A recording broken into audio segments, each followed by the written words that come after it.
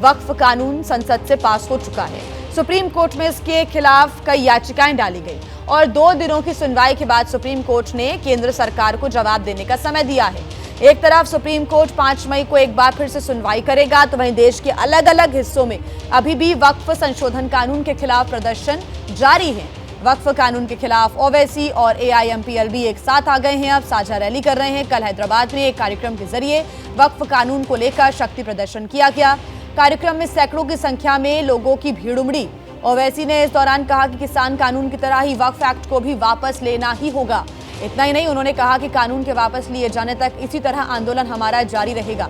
इस दौरान अलग अलग मुस्लिम संगठन के प्रतिनिधि मौके पर मौजूद रहे।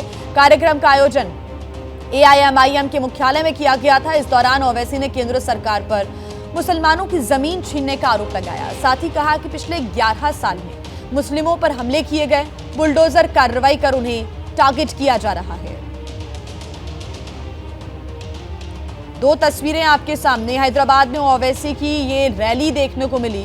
AIMIM के मुख्यालय पर इस भव्य रैली का आयोजन किया गया और AIMPLB और AIMIM की ये साझा रैली, दोनों ही पार्टियां एक साथ आ गई हैं। AIMPLB जो कि all India Muslim personal law board और AIMIM असदुद्दीन ओवैसी की पार्टी एक साथ आ गए हैं और साझा रैली करते हुए वक्फ संशोधन कानून के खिलाफ यहां पर संबोधित भी ओवैसी ने किया।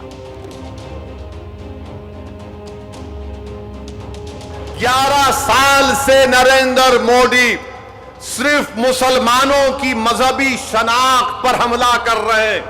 11 साल से नरेंद्र मोदी सिर्फ मुसलमानों की मस्जिदों को छीनने की कोशिश कर रहे हैं। 11 साल से नरेंद्र मोदी मुस्लिम खवातीन को ताकतवर बनाने के बजाय उनके सरों से हिजाब को छीन रहे हैं।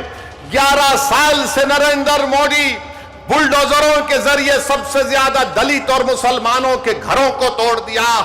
अब यूनिफॉर्म सिविल कोड के नाम पर हमारी शरीयत को हमसे छीनना चाहते हैं।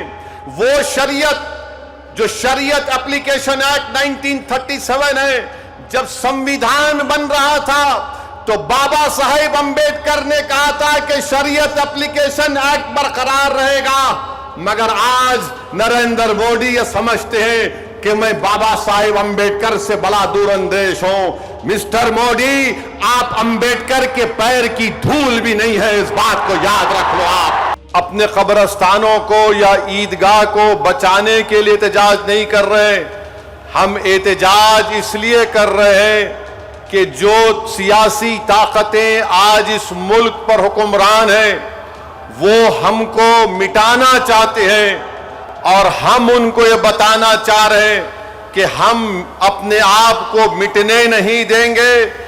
इंशाअल्लाह ताला जमहूरी तरीके से तुम मिट जाओगे। हम उनको बताना चाह रहे हैं कि हम झुकने वाले नहीं हैं। हम अंग्रेजों की 200 साल की गुलामी को कबूल नहीं किए, तो हम तुम्हारे इख्तिदार में तुम जो बैठे हो और तुम ऐसे कानून बना रहे हो जो हमारे आईन और संविधान के फंडामेंटल राइट के खिलाफ है।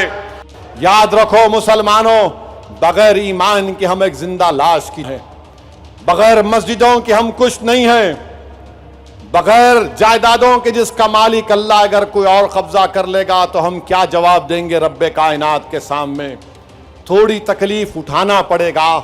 मेरे अजीज दोस्तों और बुजुर्गों, हमको सिर्फ पुरअमन एहतजाज करना है ताकि हम आने वाली नस्लों को बता सकें कि 2025 में ऐसे भी नौजवान और बुजुर्ग और खवातीन थे जिन्होंने वक्त के फिरौन के सामने झुकने की तो बात तो छोड़ो, उन्होंने उसकी तकालीफ पर उफ भी नहीं कहा। हम जमहूरी तरीके से लड़ेंगे। देखिए, रैली में शामिल हुए all India Muslim personal law board से जुड़े मुस्लिम स्कॉलर मौलाना गियास अहमद रशादी ने भी विरोध प्रदर्शन का कैलेंडर जारी किया।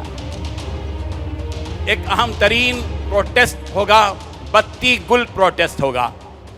नोट कर ले सारे ही अपने मकानात, अपने फैक्ट्रियों और अपनी कंपनियों और अपनी दुकानों और दीगर तमाम अपने इलाकों के अंदर 10 मिनट तक आप अपने सारी लाइटें बंद करके अंधेरे में 10 मिनट रहकर अपने गम और गुस्से का इजहार करेंगे।